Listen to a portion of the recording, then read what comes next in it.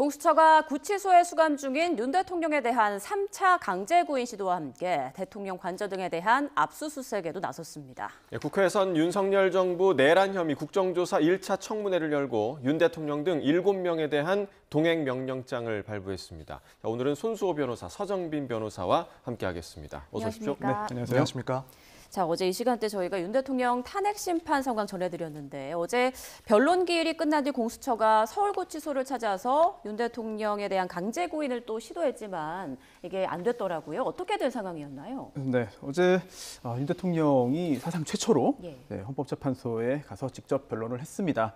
그리고 그 내용도 여러 가지 정치적으로도 또한 법적으로도 큰 의미가 있는 발언들을 내놓았는데 그 후에 다시 서울구치소로 돌아가리라고 다 생각을 했죠. 왜냐하면 헌법재판 절차에서는 이제 피청구인으로서 절차에 임했던 것이고, 하지만 그것과 또 병행해서 현재 구속된 상태인 피의자입니다. 따라서 어디에 기거하는지 여부가 현재 법적으로 당연히 정해져 있는 것이거든요. 구금 당사가 정해져 있으니까요. 그런 상황에서 서울구치소로 돌아가리라고 생각을 하고 공수처도 다시 한번 구인 절차에 나서려고 했습니다만 좀 알던 사람이 많지 않았던 것 같습니다. 그래서 병원으로, 군병원으로 가면서 결국은 공수처의 구인 시도가 이번에도 이루어지지 못했습니다. 자, 오동훈 공수처장이 오늘 출근길에서 윤 대통령 수사 상황에 대한 입장을 내기도 했는데요. 이 부분 들어보고 계속해서 이야기 나눠보겠습니다. 오늘 강제구인 시도하겠습니다. 지금 여러 가지 지금 구속영장 심사에 지금 소환에 불응하고 있어서 불가피하게 강제구인에 나서고 있습니다. 공수처가 미리 인지한 건 아닌데 약간 지금 숨바꼭질 비슷하게 되어 있는데 저희들은 그 사실을 알고 병원까지 찾아가는 것은 여러 가지 인권 차원에서 맞지 않다고 생각해서 어제 우리 수사진이 밤 9시까지 그 구인을 위해서 기다렸고 그다음에 또 그 시간 이후에 우리 구치소에 도착한 것으로 알고 있습니다. 그래서 그러한 점에 대해서는 매우 유감스럽게 생각합니다. 네, 오늘도 강제구인 시도하겠다라는 의지를 다시 한번 드러냈던 오동훈 공수처장이었는데 지금 계속해서 대통령이 공수처의 출석 요구에는 불응하고 있는 상황이잖아요. 만약에 출석을 한다고 해도 분명히 묵비권을 행사할 게 뻔한 그런 상황이기도 한데 강제구인해도 실효성 없는 거 아니냐 이런 얘기 나오고 있거든요. 사실 대부분 의견은 그렇게 보고 있는 것 같습니다. 피의자 신문과 관련해서는 사실상 출석 거부든 혹은 진술 거부권의 행사든 실효성이 없을 것이다 보는 게 대부분의 견해이기도 하고 그렇다면 아예 이런 시도 자체를 안 할 것인가를 생각해보면 공수처 입장에서는 일단 지금까지 했던 것처럼 시도는 계속할 필요가 있다라고 보여집니다. 왜냐하면 이제 윤 대통령 같은 경우에는 추후에 구속 기간 중이라면은 구속 적부심을 또 청구를 할 수가 있고 또 이후에 기소가 된 후라고 한다면 또 보석 청구 같은 것들을 할 수가 있습니다. 근데 그 상황에서 공수처 입장에서는 구속의 필요성을 또 주장을 해야 되는데 이런 식으로 그런 피의자 신문 조사를 계속 시도를 하면서 거기에 불응을 했다. 이런 태도들을 계속 축적을 시키면서 추후에 있을 그런 절차에서 이런 사정들을 봤을 때 증거 인멸의 우려가 있다라는 점을 강조할 수 있는 그런 부분들이 있습니다. 또 나아가서는 정식 재판에서도 마찬가지로 이런 여러 번의 조사 시도가 있었지만 정당한 이유 없이 출석을 거부하거나 혹은 묵비권을 행사했다. 그렇기 때문에 이 점은 양형에 있어서 참작이 돼야 된다라는 식의 주장도 가능합니다. 이런 여러 가지 의미가 아직까지 남아있기 때문에 오늘도 마찬가지지만 앞으로도 당분간 이런 시도는 계속되지 않을까 생각이 됩니다. 네, 윤 대통령에 대한 강제 구인, 전현직 대통령 통틀어서 처음이라고 하는데 법적 근거는 어떻게 되나요? 네, 근거가 있긴 합니다. 그런데 이 근거라는 게 법령에 있느냐, 즉 법문에 가능하다고 적혀 있느냐라고 한다면 그렇지는 않아요. 하지만 과거 판례가 있습니다. 선례가 있기 때문에 이 사건 당시에 대법원의 판단이 계속 유효하다면 이번에도 가능하다라고 공수처가 보고 있는 것 같은데요. 2011년입니다. 2011년에 당시 국가보안법 위반 혐의로 수사를 받던 피의자 3명이 있었는데 이들에 대해서 구속영장이 발부됐어요. 그런데 서울구치소에 있었습니다.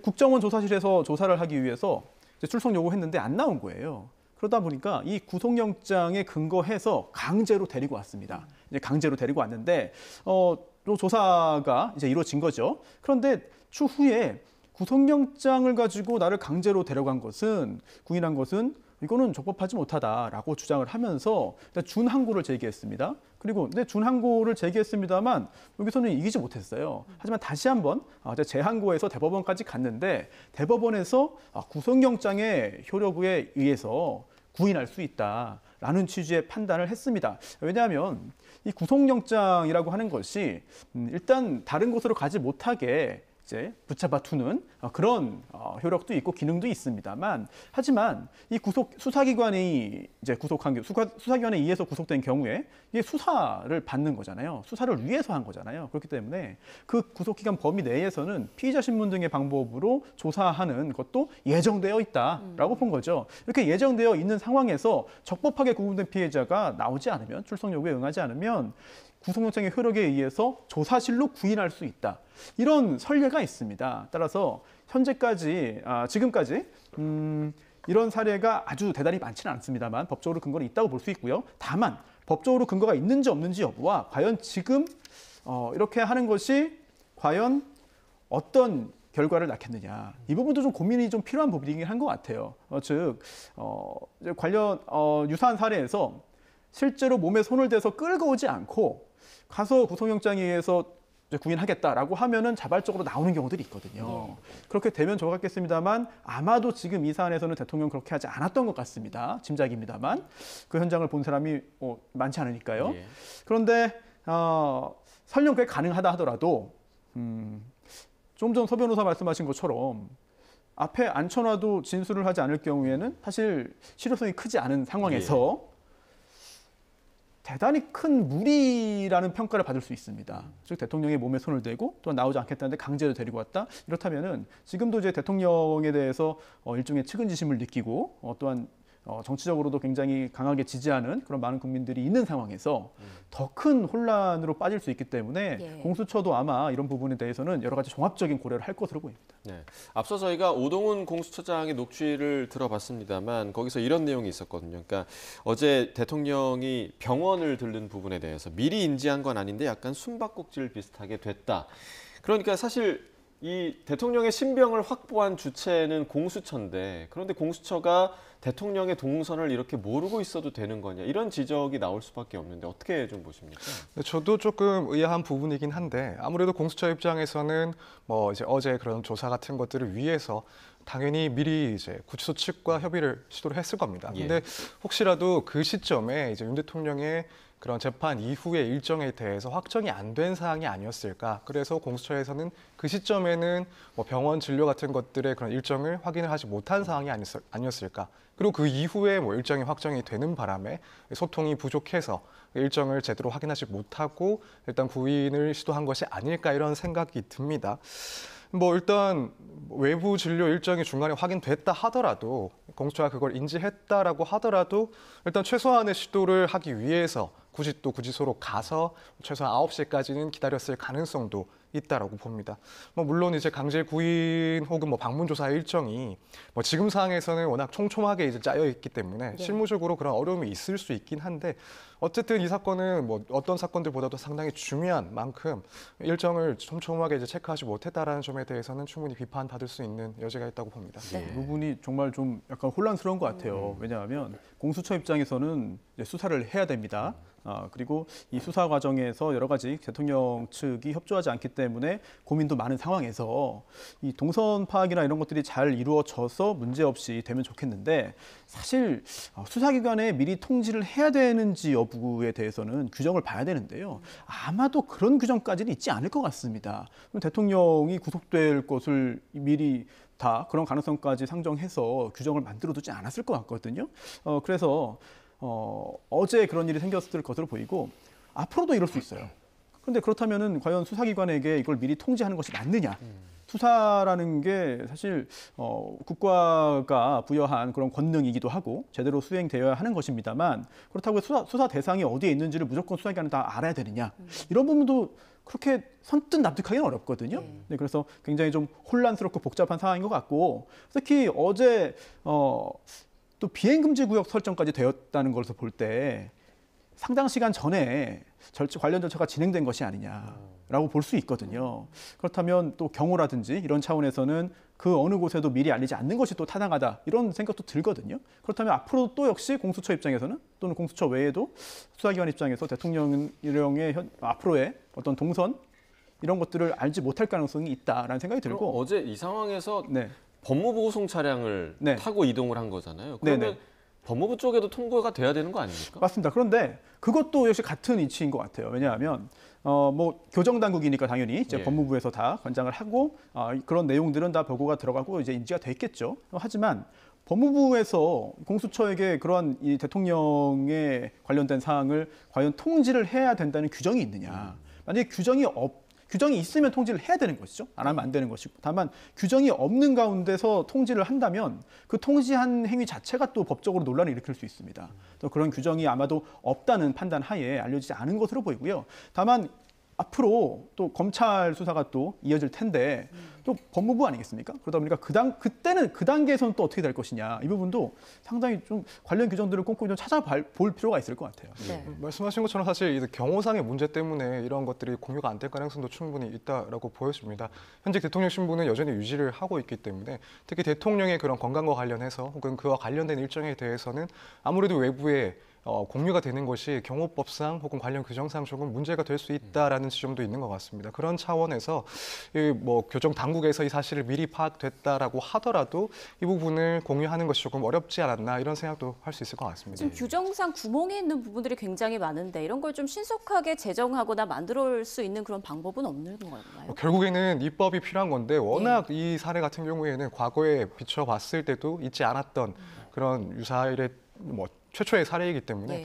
이걸 전제해서 입법을 하기도 쉽지는 않았을 거고 또 앞으로도 이런 특별한 사례들을 생각을 해서 규정을 만든다라는 것은 사실 좀 쉽지 않은 부분이 있을 것 같습니다. 예. 네. 자, 그리고 어찌됐건 공수처가 사실상 구속 기한만 낭비하는 그런 모양새가 되면서 검찰에 좀 빨리 넘겨야 한다 이런 지적이 또 나오고 있는데요. 이 부분은 어떻게 생각하세요? 좀 전에 기다리면서 서 변호사랑 같이 얘기 좀 해봤어요. 네. 그랬더니 조기에 이첩을 할 것이냐 말 것이냐 여부와 별개로 조기에 이첩을 해야 되지 않겠느냐라는 생각이 저는 들었거든요. 네. 왜냐하면 지금 상황에서 공수처 입장에서는 성과를 내기 위해서 당연히 성과를 내야죠. 본인들의 어떤 임무니까. 그런데 대통령이 공수처의 수사에 이렇게 응하지 않을 경우에는 사실 뾰족한 방법이 없습니다. 왜냐하면 구속된 상태이지만 출석을 요구해서 또는 강제로 구인해서 조사를 하는 게 임의수사입니다.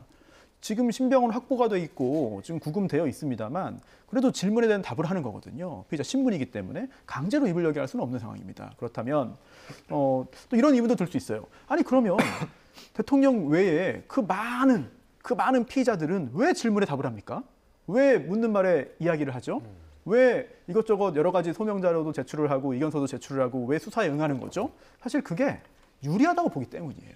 왜냐하면 억울한 부분이 있으면 소명을 하는 것이고요. 항변을 하는 것이고 그리고 또 제출할 자료가 있으면 역시 수집해서 제출을 하는 것이고 또 수사기관이 잘못 파악하고 있는 것이 있다면 또 바로잡기 위해서 노력을 하는 것이고 이를 통해서 기소를 막기 위해서 그리고 또 추후에 혹시 기소가 될 경우에는 재판에서 유리하게 활용하기 위해서 조사에 응합니다. 또 거기에 더해서 또 하나 중요한 게 수사를 전면 거부하면 너무 무서워요. 수사기관이 무섭습니다. 그래서 그냥 일반 보통의 사건의 경우에는 아예 난 불러도 안 간다. 끌고 가기 전까지 안 간다라든지 또는 나는 뭘 물어도 난 답하지 않겠다. 나는 당신의 수사권 인정하지 않는다. 다른 곳에서 수사받겠다. 이런 이야기는 감히 할 수가 없는 이야기입니다. 그런 생각을 하더라도 입 밖에 낼 수가 없거든요. 네. 그래서 지금과 비슷하지만 아주 다른 그런 각도에서 보자면 예전에 그 시국 사건에서 너무나 확고한 거죠. 지금 이 정권은 이제 무도하다. 그리고 정당성이 없다. 그래서 나는 이 정권이 하는 것에 대해서 모든 것, 어떤 것도 협조하지 않겠다. 나는 처벌을 달게 받겠다. 나는 응하지 않는 것이 나의 신념이고 또한 저항권의 행사이다. 라고 생각을 해서 응하지 않고 엄한 처벌로 이어진 경우들이 있거든요. 또는 법정에 가서 기소된 후에 법정에서 이제 여러 가지 본인들의 의견을 피력하는 경우들이 있었는데 어찌 보면 정반대의 상황인데요. 지금 예. 대통령이잖아요. 예. 그런데도 유사한 그런 생각을 하는 것으로 보입니다.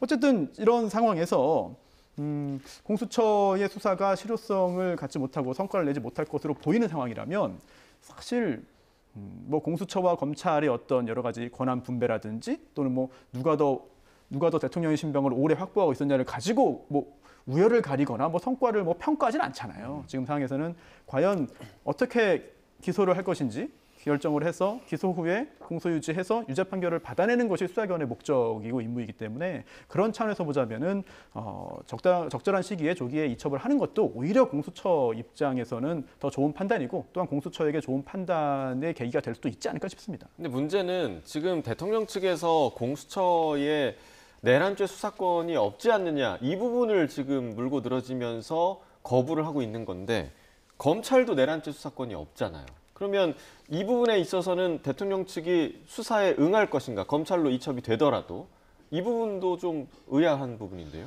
저도 사실 뭐 이 상황을 지켜보면서 향후의 단계가 바뀌어서 검찰로 사건이 넘어간다 하더라도 과연 그 상황에서 진술을 할 것인가 혹은 그렇지 않을 것인가 생각을 해봤는데 진술을 하지 않을 것이라고 보고 또 그렇게 진술을 하지 않을 것을 주장하는 이유 중에 하나가 이 검찰 역시도 내란 혐의에 대해서 수사할 권한이 없다라는 점을 주장할 거라고 생각을 했습니다. 왜냐하면 공수처법이나 혹은 이제 검찰청법을 봤을 때 결국 이 관련 사건이라는 그 규정에 이 내란 혐의가 포함된다라고 주장을 하는 것이 이 수사기관들이고 그렇지 않다라고 주장하는 게 윤 대통령의 주장이기 때문에 마찬가지 구조에서 검찰에서도 수사권이 없다라는 것을 주장을 할 것이다라고 생각을 했습니다. 또 한편으로는 이 윤 대통령 입장에서는 이 수사기관의 수사권이 없다라는 주장은 단지 뭐 수사 단계에서 그칠 그런 주장이 아니라 앞으로의 재판에서도 상당히 중요한 사항이라고 보고 계속해서 일관되게 주장을 할 내용입니다. 만약 이 부분이 인정이 된다라고 한다면 뭐 그동안에 수집된 증거들에 대해서 그 증거 능력을 모두 부정할 수도 있고 어떻게 보면은 뭐 공소 자체가 부적법하다라는 판단도 받을 수가 있기 때문에 앞으로도 쭉 일관된 주장을 할 것이다라고 예상을 한다면 마찬가지로 검찰에 가서도 검찰 역시 해당 혐의에 대한 수사권이 없다라는 주장을 반복하지 않을까 이렇게 생각이 됩니다. 네. 자, 윤 대통령 어제 헌법재판소 변론기일 출석을 시작으로 앞으로 가능하면 모든 기일에 참석하겠다 이런 뜻을 밝혔는데 한편에서는 대통령이 원하는 자리에 이렇게 골라서 출석하는 게 아니냐 또 이런 비판이 있더라고요. 네, 지금 원하는 자리에 골라서 응하고 있죠. 그런데 정치적으로는 비난할 수 있고 또한 누군가는 강하게 지적을 할 수 있겠습니다만 법적으로는 문제라고 볼 수는 없습니다. 왜냐하면 물론 그의 그러한 선택에 따르는 불이익이 있다면은 대통령이 감당할 몫이 되겠습니다만 현재까지는 저렇게 헌법재판소에만 모습을 비치고 나머지 뭐 수사라든지 또는 국회라든지 이런 것에는 응하지 않는 것들은 법적으로는 문제가 없습니다. 또 강제적으로 무조건 다 해야 되는 것들은 아니기 때문에 하지만 관련 법령들에 따라서 구체적으로 이제 벌칙 규정이 적용될 가능성도 있는 것이고 그리고 또 그 외에도 쉽게 표현하면 괘씸죄 또는 또 그렇지 않으면 여러 가지 심증 형성에 불리하게 작용하는 요소들 등등은 존재할 수 있거든요. 그래서 정치적인 어떤 분석과 판단과 법적인 어떤 평가는 상당히 다를 수 있다라는 생각이 듭니다. 네.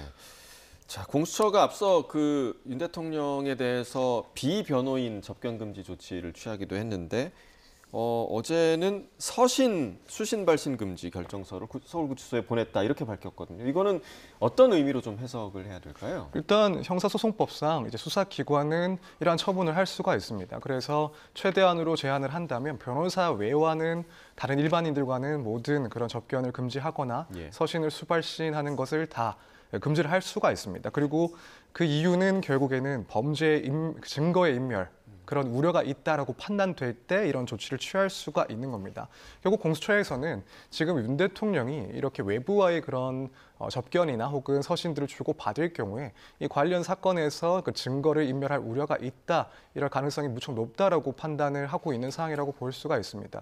아무래도 윤 대통령 같은 경우에는 지금 이 혐의에 내란 혐의에서도 우두머리라고 일단은 파악을 하고 있고 그러다 보니 비록 지금 직무가 정지되어 있는 상황이긴 하지만 관련자들, 현재 수사 진행 중인 관련자든 혹은 그렇지는 않더라도 이러한 사실에 대해서 알고 있는 관련자들에 대해서도 분명히 영향력을 행사해서 진술을 번복시키거나 혹은 왜곡시킬 우려가 있다 이렇게 판단을 해서 결국 이런 조치를 취한 것으로 보이고 이러한 처분이 나오는 경우가 많지는 않은데 전면적으로 이렇게 금지하는 경우가 많지는 않은데 나오는 경우는 대부분 이제 공범자가 다수 혹은 이 조직적인 그런 범죄 형태일 경우에 이런 조치들이 취해지곤 합니다. 그래서 이런 증거인멸 우려 때문에 결국 공수처에서 이런 처분을 내렸다라고 생각하시면 될 것 같습니다. 네, 서 변호사님께서 이런 경우가 많지는 않다라고 언급을 해주셨는데 그렇다 보니까 윤 대통령에 대해서만 유독 압박이 좀 심한 거 아니냐 일각에서 이런 목소리도 있더라고요.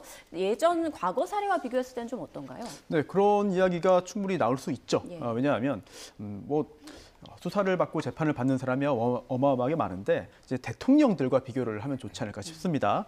즉 이명박 전 대통령과 박근혜 전 대통령도 역시 구속된 상태가 있었는데요. 지금 화면 나오는 것처럼 이명박 전 대통령의 경우에는 접견은 어제 이상은 씨 그리고 또 고 이상득 의원 외에는 허용이 됐습니다. 또 박근혜 전 대통령은 접견은 다 허용됐고 또 최서원 씨, 이제 개명 전에 최순실 씨죠. 외에는 다 서신이 허용이 됐고요. 네. 또 이명박 전 대통령은 서신은 또 다 허용이 됐어요. 이런 것에 비하면 윤석열 대통령의 경우에는요. 네, 변호인 외에 다 접견이 금지되고 또한 서신도 금지가 되기 때문에 너무 엄한 거 아니냐, 이거 너무 과한 거 아니냐 이런 지적들이 나오고 있고요. 그런데 한번 좀 생각을 해보면 이유가 없지는 않습니다. 즉 지금 문제가 되고 있는 것이 내란입니다. 또 구체적으로 내란 우두머리죠. 우두머리라고 하는 것은 이 내란 전체 범죄에서 가장 상위에 있습니다.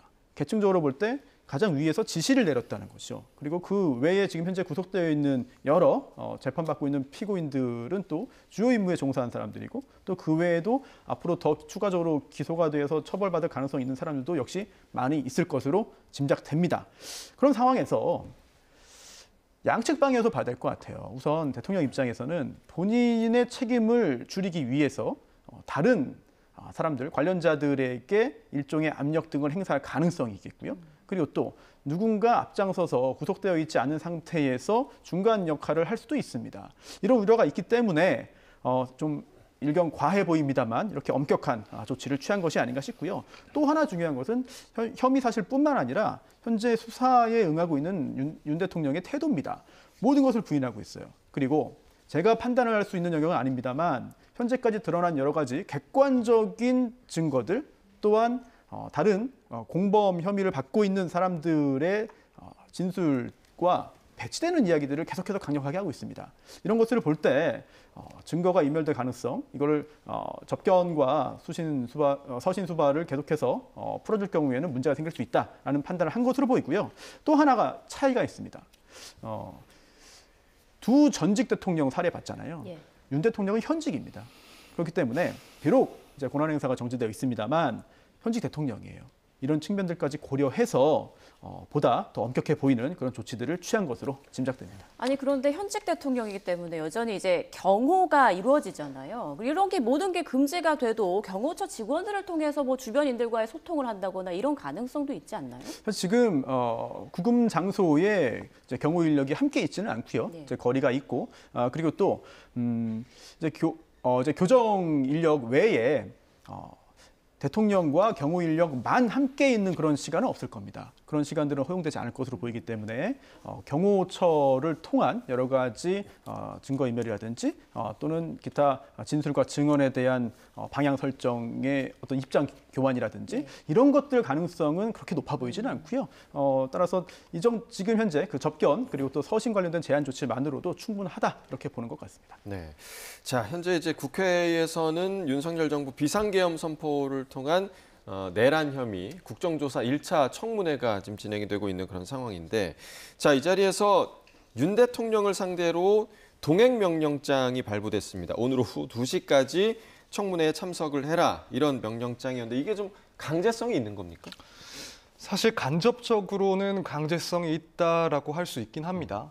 물론 이제 이 명령장을 가지고 실제로 물리력을 행사해서 데리고 올 수 있는지에 대해서는 조금 의문이 있습니다. 그리고 아무래도 현직 대통령이다 보니까 그렇게 강제력을 실질적으로 행사하는 것은 사실상 불가능하다라고 보고, 다만 이제 간접적으로 이렇게 동행 명령장이 발부가 됐는데도 여기에 응하지 않을 경우에는 거부를 할 경우 5년 이하의 징역에 처할 수 있다라는 규정이 있습니다. 예. 그래서 윤 대통령의 경우에도 이런 처벌 규정에 해당이 된다라는 그런 의견들이 나올 수 있는데, 다만 이제 실제로 이게 얼마나 효과가 있을지에 대해서는 조금 의문이 있습니다. 뭐 당연히 윤 대통령 측에서는 이런 동행 명령장에 대해서 거부를 할 건데 이제 그 이유와 관련해서 현재 형사 사건이나 혹은 탄핵 심판이 상당히 촘촘하게 진행이 되고 있어서 이걸 이유로 국회에 응할 그런 여력이 되지 않는다라는 주장을 할 수가 있고 이건 또 일면 정당한 이유라고 보여질 수가 있습니다. 그렇다면은 동행 명령을 거부한다 하더라도 결국에는 처벌이 가능하다라고 보기엔 조금 어려운 점이 있지 않나. 그래서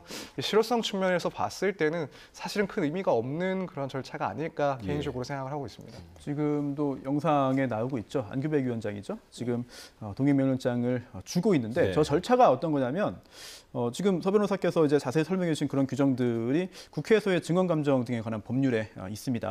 그리고 지금 문제되는 게 국정조사이기 때문에 국정조사의 증언 관련해서도 이 법률이 적용되는데 이 증인에 대한 동행명령 규정 보면 이게 일단 국회 사무처 소속 공무원에게 이거를 전달하고 이걸 집행하도록 해요. 그런데 지금 현재 대통령이 구치소에 있지 않습니까? 그렇다면 그럼 국회 직원이 어떻게 저걸 전달하느냐, 동행명령장을 어떻게 제시하느냐.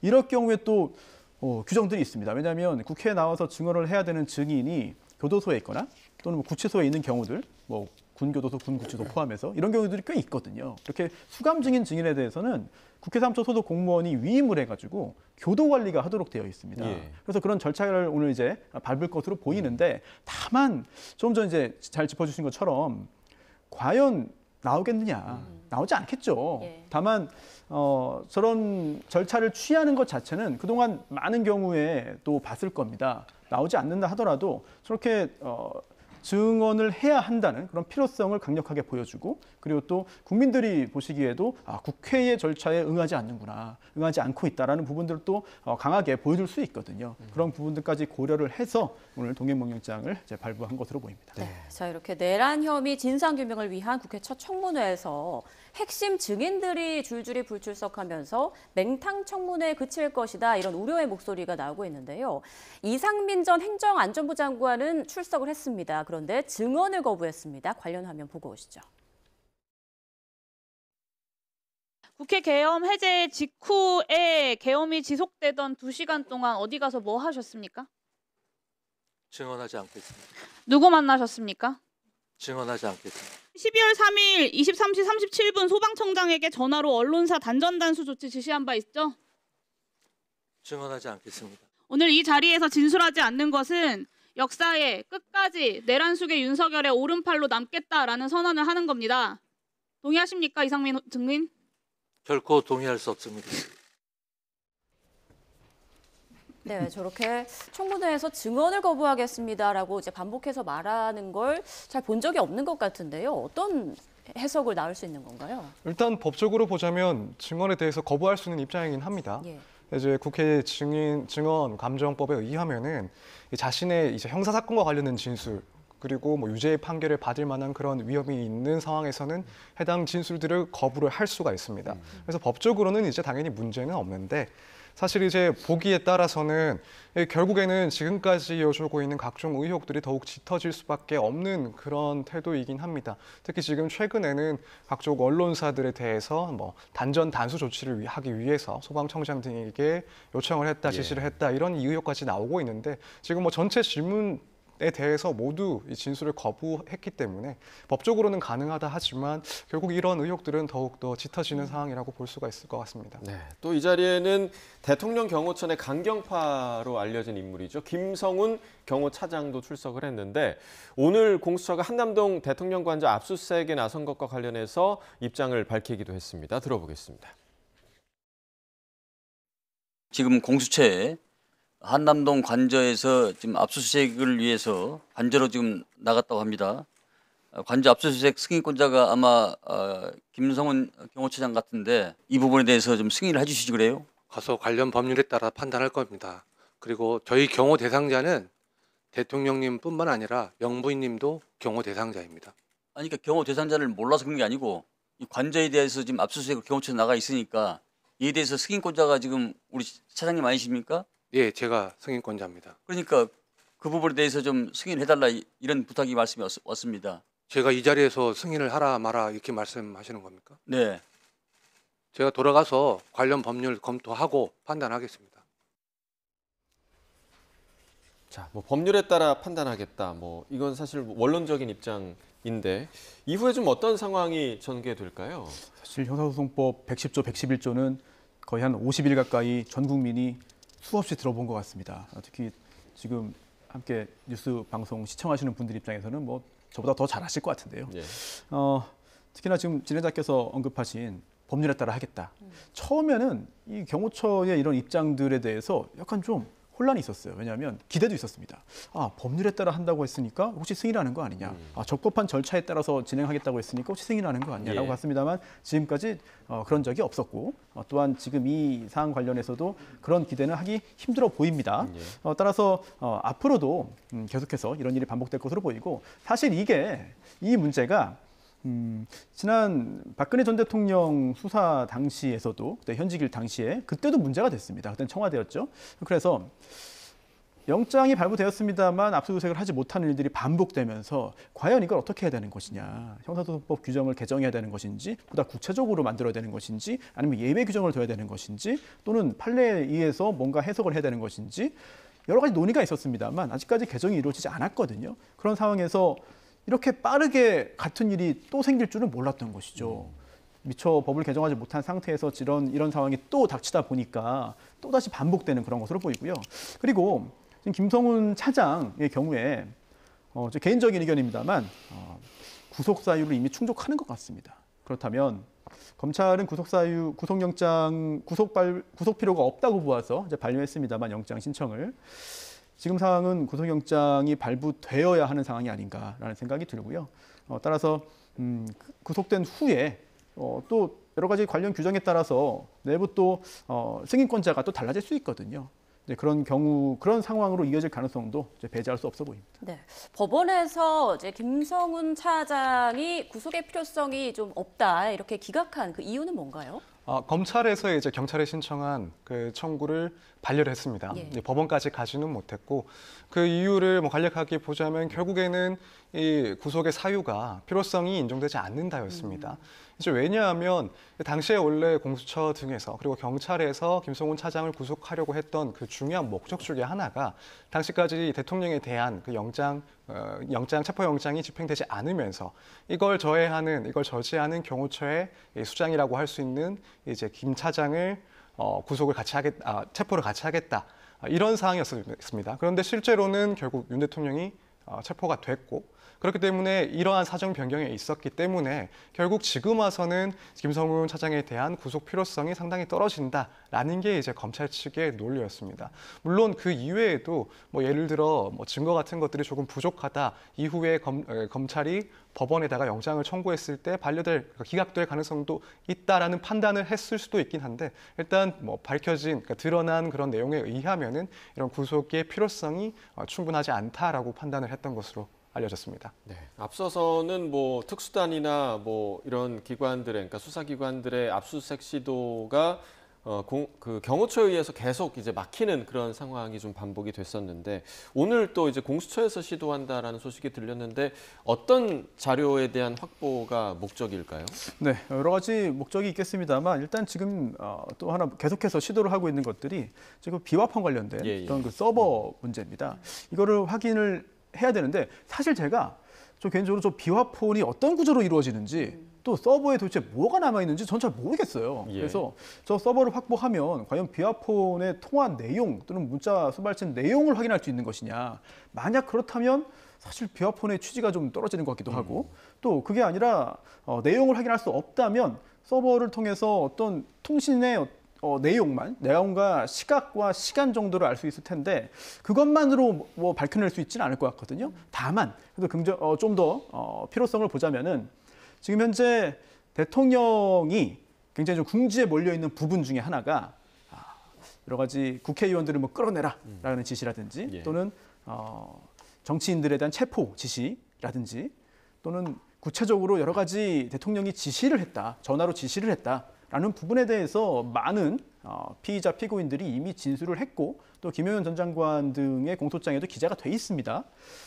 하지만 대통령은 그걸 부인하고 있거든요. 그렇다면 대통령이 통화를 한 내역을 확인하고 또한 누구와 언제 통화했는지를 확인한다면 관련자들의 진술의 신빙성을 판단하는 데는 크게 도움이 될 거예요. 이런 부분들의 어떤 필요성 때문에 오늘 영장 집행에 나선 것으로 보이는데 지금까지의 상황을 보자면은 오늘도 압수수색에 성공하지는 못할 것으로 보입니다. 예. 앞서 이제 이 시각 한남동 대통령 관저 앞 모습 보셨는데 일단 공수처가 오전부터 압수수색을 시도하고 있습니다. 관련해서도 얘기가 들려오는 대로 전해드릴 거고요. 자, 어제 헌법재판소에서 진행된 3차 변론기일 얘기도 좀 해보죠. 이제 어제 윤 대통령 구속 상태로 출석을 했는데 수용복이 아닌 넥타이에 이제 정장 차림을 하고 굉장히 좀 정돈된 모습으로 출석을 했습니다. 그리고 재판 중에 꽤 적극적으로 변론하는 모습도 보였는데 어떤 장면이 좀 눈에 띄었다고 볼 수 있을까요? 일단 출석을 해서 직접 진술하고 변론하는 그 장면 자체가 일단 눈에 띄었습니다. 진술 내용의 당부를 떠나서 비교적 차분하게 진술을 하는 그런 모습이었다라고 개인적으로는 봤고, 다만 이제 진술의 그런 내용 면에서는 기존의 주장을 반복하는 정도에 그치지 않았나. 그래서 새로운 내용이라고 할 수 있는 그런 내용들은 딱히 없었다라고 보입니다. 특히 이제 현재 이야기가 나오고 있는 그런 의혹들 중에서 이 최상목 경제부총리가 당시에 이제 받았다는 것으로 알려지고 있는 그 쪽지에 관한 그런 진술이라든가, 혹은 국회의원들을 국회에서 끌어내라는 지시를 받았다라는 그런 관련자들의 진술과 관련해서는 다 배치되는, 반대되는 그런 주장을 변론을 통해서 또 밝혔습니다. 그래서 이런 부분에 대해서는 앞으로의 그런 증인신문 과정들이 남아있는데 상당히 이 절차에서 치열하게 진행이 되겠다, 이렇게 예상을 할 수 있는 정도였습니다. 자, 지금 간단하게 언급을 해주셨지만 어제 그 문영배 재판장이요, 윤 대통령에게 2개의 질문을 던졌는데 가장 먼저 물어본 게 방금 들으신 이 대통령의 계엄 선포 직후에 최상목 경제부총리에게 건넨 것으로 알려진 쪽지에 대한 내용이었습니다. 이 부분 들으시고 이야기 나눠보겠습니다. 정확히 말씀드리면 저분종을 주셨는데 당시에 저는 그게 무슨 내용인지 모르고 경황이 없어서 주머니에 넣었습니다. 국가 비상입법기구 관련 예산을 편성하라는 쪽지를 기획재정부 장관에게 준 적이 있으십니까? 저는 이걸 준 적도 없고, 그리고 나중에 이런 계엄을 해제한 후에 한참 있다가 언론에 이런 메모가 나왔다는 것을 기사에서 봤습니다. 근데 그 기사 내용도 조금 부정확하고, 그러면은 이거를 만들 수 있는 사람은 국방장관밖에 없는데, 국방장관이 그때 이제 구속이 돼 있어서 구체적으로 확인을 못했습니다. 그런데 그 내용을 보면 좀 그 내용 자체가 좀 서로 좀 모순되는 것 같기도 하고. 자, 쪽지를 준 적이 없다. 그리고 만들 수 있는 사람은 국방장관밖에 없다. 자, 이 부분 좀 어떻게 들으셨어요? 대단히 중요한 부분입니다. 그리고 어찌 보면은 대통령이 파면될지 여부를 정말 판가름할 수 있는 대단히 중요한 부분이고, 이 부분에 대해서 대통령 측이 제대로 반박하지 못한다면 파면 결정을 피할 수가 없습니다. 그 정도로 핵심적인 부분인데요. 또한 대통령이 앞으로 변론기일에 출석을 하겠다라고 입장은 밝혔습니다만 나오지 않을 수도 있어요. 그래서 이제 헌법재판소에서는 출석했으니까 이 부분은 물어보자. 마지막 기회일 수도 있다. 계속 나올 수도 있습니다만. 그래서 제일 중요한 2가지 부분을 어제 직접 질문을 한 것으로 보이고요. 이렇게 신문 절차를 거쳐서 답을 얻어냈는데, 지금 이 부분이 왜 중요한지를 살짝 위로 올라가서 한번 살펴본 다음에 다시 좀 와야 될 것 같은데요. 지금 대통령에 대한 파면 여부를 가리는 거잖아요. 헌법재판소에서. 그런데 우리 법상 보면은 이 헌법과 법률을 위반해야 됩니다. 그리고 또 단순한 헌법법률 위반뿐만 아니라 중대한 위반이어야 돼요.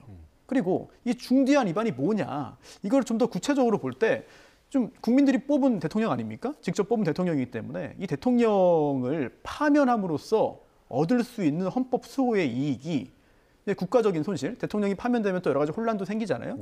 그거를 압도할 정도로 커야 된다. 그런 경우에만 파면된다. 엄격한 기준을 두고 있습니다. 그렇기 때문에 노무현 전 대통령의 경우에도 이제 헌법법률 위반이 인정됐습니다만 파면되지 않았던 거거든요. 그래서 지금 이 질문이 문제되는 이유는 바로 삼권 분립 때문입니다. 가장 기본적인 원칙이고, 다른 사람도 아닌 대통령이 이거를 위반하면은 이거는 헌법에 대한 중대한 위반이거든요. 그리고 지금 이야기 나오고 있는 국가비상입법기구, 굉장히 무시무시한 이름인데 이게 어떤 걸 의미하냐면 국회를 없애겠다, 국회를 폐쇄하겠다. 또 연결되는 게 포고령에 있는 국회활동 금지와 또 연결이 됩니다. 그렇다면 만약 대통령이 정말 국가비상입법기구라는 국회를 대체할 만한, 국회를 없애고 새롭게 자신의 입맛대로 만들어서 운영을 할 입법기구를 꿈꿨고 또한 그것을 만들기 위해서 재정적인 부분까지 직접 지시를 했다면 이 부분은 삼권분립 위반이라는 평가를 피할 방법이 없습니다. 그리고 파면 당연히 이루어집니다. 파면 심지어 빨리 해야 됩니다. 그런 부분 때문에 헌법재판소가 어제 이 부분을 직접 물어본 것으로 보이고요. 예. 반면 구체적으로 볼 때는 조금 더 확인할 부분이 있습니다. 왜냐, 이게 저 쪽지를 누가 작성했느냐가 첫 번째고요. 또한 두 번째는 누가 전달했느냐입니다. 대통령은 어제 이렇게 말했어요. 직접 본인이 작성했다는 얘기 안 했습니다. 그러면서 김용현 전 장관이 만들 수 있다. 만들 수 있는 사람은 김용현 뿐이다 라고 말을 했는데 구속돼 있어서 확인을 못했다 라고 하면서 약간의 여지를 두고 앞으로 있을 증인신문이라든지 기타 여러 가지 좀 추후에 움직일 만한 공간을 좀 만들어준 것 같습니다. 이 말은 곧 내가 작성한 건 아니다라는 거예요. 일단 여기서 방어를 한번 했고요. 두 번째는 전달인데요. 전달도 최상목 권한대행의 이야기를 보면은 대통령이 직접 준 건 아닙니다. 대통령이 누군가에게 전달하라고 해서 옆에 있던 전달자로부터 받았다고 이야기를 했습니다. 예. 물론 그거를 종합적으로 볼 때는 대통령이 전달했다라고 보도가 되는 경우도 있습니다만 엄밀히 나누어 보면은 전달 행위를 한 거는 대통령은 아니에요. 하지만 그것도 이제 이렇게 반박할 수 있죠. 종합해 보면 대통령이 작성하라고 시켜서 작성을 했다. 또는 작성해서 올라온 보고안을 승인을 했다. 결재를 했다. 그리고 전달도 대통령이 전달하라고 시켜서 전달이 된 거다. 또는 대통령이 전달된 것을 보고 승인했다, 묵인했다, 용인했다. 이러면 구체적인 어떤 행위를 따지기 전에 대통령이 작성을 해서 전달했다고 보는 게 틀린 말이 아니거든요. 이런 부분들 때문에 어제 대단히 중요한 쟁점이었고 대통령이 어제 내놓은 이야기들이 앞으로도 헌법재판소의 판단에 큰 영향을 줄 겁니다. 네, 이 쪽지가 왜 그렇게 중요한지 지금 손 변호사님께서 짚어주셨는데 그런데 김용현 전 장관 측 변호인단에서는 쪽지 속 비상입법기구는 국회 대체와 전혀 무관하다 이런 입장을 펼치고 있고 또 쪽지를 쓴 게 김용현 전 장관이다 이런 입장을 밝히지 않았습니까? 이런 내용이 헌재 심판에 헌재 판단에 좀 변수가 될 수 있을까요? 네, 그럴 수 있습니다. 일단 내용을 종합하면은 결국에는 윤 대통령이 주장을 하고 있는 내용과 거의 동일하다라고 평가를 할 수 있기 때문에 이제 향후의 증인신문 과정에서 이 부분에서는 국회 측이나 혹은 윤 대통령 측에서 상당히 공방이 오갈 것으로 보입니다. 우선 그 김 전 장관이 이야기하는 바로는 직접 이 쪽지를 작성한 것이 맞다라고 해서 윤 대통령이 어쨌든 관여하지 않았다는 취지로 이야기를 하고 있고 이제 그 내용에 대해서 여기서 말하는 그런 비상입법기구라는 것은 국회를 대체하는 그런 기구를 말하는 것이 아니다. 국회의 입법권을 해치는 그런 내용이 아니라 이건 대통령의 긴급재정 명령 수행을 위해서 조직을 구성하고 예산 확보를 하기 위해서 건의하고 작성한 것이다.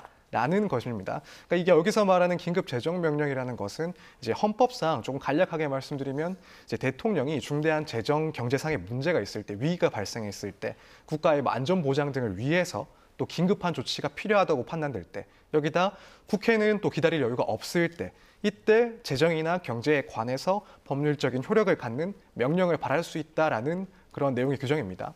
그래서 지금 여기 적혀 있는 그 내용은 비상입법기구라는 그것은 국회를 대체하기 위한 기구가 아니라 이런 대통령이 재정과 관련해서 경제와 관련해서 내릴 수 있는 조치 그리고 그 기구를 말하는 것이기 때문에 여기에 대해서는 뭐 지금 국회 측의 주장이 의미가 없다 혹은 검찰 측의 주장이 틀렸다 이런 이야기를 하고 있는 것입니다. 그래서 결국 종합을 하자면 윤 대통령이 주장하는 바와 거의 일맥상통한 내용으로 계속 이런 의견을 밝히고 있다라고 볼 수가 있습니다. 예, 내일 그 4차 변론길에 김용현 전 국방부 장관이 첫 번째 증인으로 출석을 하기 때문에 아마 이 부분과 관련한 집중적인 증인 신문이 이뤄질 것으로 보이고요. 자, 3차 변론 자리에서, 그러니까 어제 3차 변론 자리에서는 계엄 선포 당시에 국회 CCTV 영상 등이 증거로 재생이 됐습니다. 자, 문영배 재판장의 두 번째 질문, 이 영상과 관련한 내용이었는데요. 듣고 오겠습니다. 이진우 수방사령관, 곽종건 특전사령관에게 계엄 선포 후 계엄 해제 결의를 위해 국회에 모인 국회의원들을 끌어내라고 지시한 적이 있으십니까? 없습니다. 네. 네, 그러면 마치겠습니다. 진술만 가지고 대통령의 진술과 사령관의 진술이 모순되는 경우야 어느 쪽이 더 신뢰감이 있느냐라고 이제 뭐 의문을 갖겠지만 총 들고 그 특전사 군인들이 국회 본청 회의장으로 들어가려고 한 거는 그러면 뭐 총 들고 소풍 나온 겁니까? 그게 그러면 안 되는 거짓말이죠. 자, 이 부분에 대해서도 대통령은 그런 적이 없다라고 단호하게 한마디로 얘기를 했는데 사실 그동안 우리가 들었던 여러 사령관들의 증언을 통해서 들었던 것과는 정면으로 좀 배치되는 그런 답변이었습니다. 그렇습니다. 이 부분도 물론 제가 판단하는 입장 아닙니다만 다른 이제 여러 장성들의 진술들이 있잖아요. 예. 그리고 또 경찰청장의 이야기도 있고 그렇기 때문에 헌법재판소에서도 이 부분에 대한 확인이 필요하다고 판단을 한 것 같습니다. 대단히 중요한 부분이에요. 예. 아까 좀 길게 말씀드린 그런 부분과 맞닿아 있는 그런 영역인데 그런데 조금 전 그 질문 내용을 다시 한번 좀 곱씹어 보면은 계엄 선포 후 계엄 해제 결의를 위해 국회에 모인 국회의원들을 끌어내라고 지시한 적이 있느냐 이런 부분들 여기서 앞부분에 대한 질문이 아니라 끌어내라고 지시한 적이 있냐 앞부분은 영상으로 다 확인되는 거잖아요. 다 국회 해제 결의를 위해서 국회에 모였습니다. 국회의원들이 끌어내라고 지시한 적이 있냐라는 이 부분에 대한 확인인데 여기에 대해서 대통령이 인정을 하면 다른 걸 살펴볼 필요가 없을 정도의 중요한 부분입니다. 그렇기 때문에 대통령 입장에서는 실제로 지시하지 않았을 수도 있는 것이고 또는 지시를 했다 하더라도 어제 직접 질문을 받는 자리에서 지시를 했다고 말을 할 수도 없겠죠. 예. 게다가 어제 저런 질문과 답변은 미리 예정되어 있지도 않았다라고 또 대통령 측에서 또 반박도 했죠. 반발하기도 했었는데 워낙 중요한 사안이다 보니까 어제의 질문이 딱 4글자 없습니다. 단순한 답변입니다만 만약 저 답이 진실이 아니라고 확인이 된다면 이 부분은 대통령 측이 방어하기 굉장히 곤란할 것 같습니다. 네. 사실 예. 뭐 내용 같은 걸 봤을 때 방어하기 쉽지 않은 사안인 것은 분명하다라고 보입니다. 그러니까 우리가 어떤 뭐 재판 같은 걸 진행을 할 때 어떤 증인의 증언에 대해서 그것이 거짓이다라고 주장을 할 때는 결국 그런 거짓말을 법정에서 나와서 할 이유가 그런 동기가 무엇이 있는지도 사실상 밝혀져야 됩니다. 그래서 어떠한 이유에서 거짓 증언을 했을 것이다라는 것을 어느 정도까지는 증명을 해야 되는데 사실 지금 사령관들 입장에서는 과연 거짓말로 그런 지시가 있었다라고 주장할 만한 이유가 있는가? 사실 사령관들 입장에서 생각을 해보자면 오히려 윤 대통령이 주장하는 것처럼 그러한 지시가 없었다. 혹은 최소한 질서 유지를 위해서 필요한 것들을 수행하도록 했다. 이런 내용을 말하는 것들이 자기들 형사사건에서는 더 유리할 수가 있습니다. 그렇기 때문에 자기들한테도 불리할 수 있는 국회에 들어가서 국회의원들을 끌어내라는 지시를 받았다라는 진술을 왜 거짓으로 그렇다면 했을 것인가. 여기에 대해서 사실 입증하는 것이 윤 대통령 입장에서는 무척 중요하기도 하고 쉬운 일은 아닐 겁니다. 그렇기 때문에 앞으로 이제 있을 증인신문 과정에서 윤 대통령 측에서는 그 동기, 거짓이라고 한다면 그 거짓말을 한 동기에 대해서 또 상당 부분 할애를 해서 밝히도록 노력을 할 것으로 보입니다. 네, 자 이제 마지막 질문을 드리겠는데요. 어제 윤 대통령 측에선 미리 준비한 PPT 자료로 또 부정선거 의혹을 꺼내 들었습니다. PPT 자료에 이제 빳빳한 투표용지 다발과 관인이 뭉개진 투표지 사진 등이 담겨 있었는데 어떤 주장의 근거로 제시된 건가요? 네, 비상계엄 선포가 적법하기 위해서는 국가 비상사태가 있어야 되시죠. 그런데 그것도 굉장히 좀 엄격하게 해석을 해야 됩니다만 대통령 측의 주장은 이제 민주당 위주의 어떤 연쇄적인 탄핵뿐만 아니라 그동안 있었던 부정선거 여기에 대한 제대로 된 수사가 이루어지지 못하는 것까지도 일종의 국가 비상사태의 증거로 제시를 했습니다.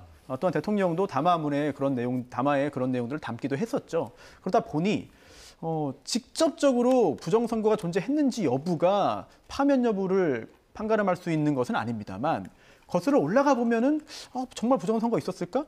부정선거 말도 안 돼. 부정선거 있었을 것 같은데 지금까지 법원에서 여러 가지 판단 나왔는데 한 번도 인정된 적 없어. 이렇게 여러 가지 설왕설래가 있고 또 의문을 갖는 분도 지금 계시거든요.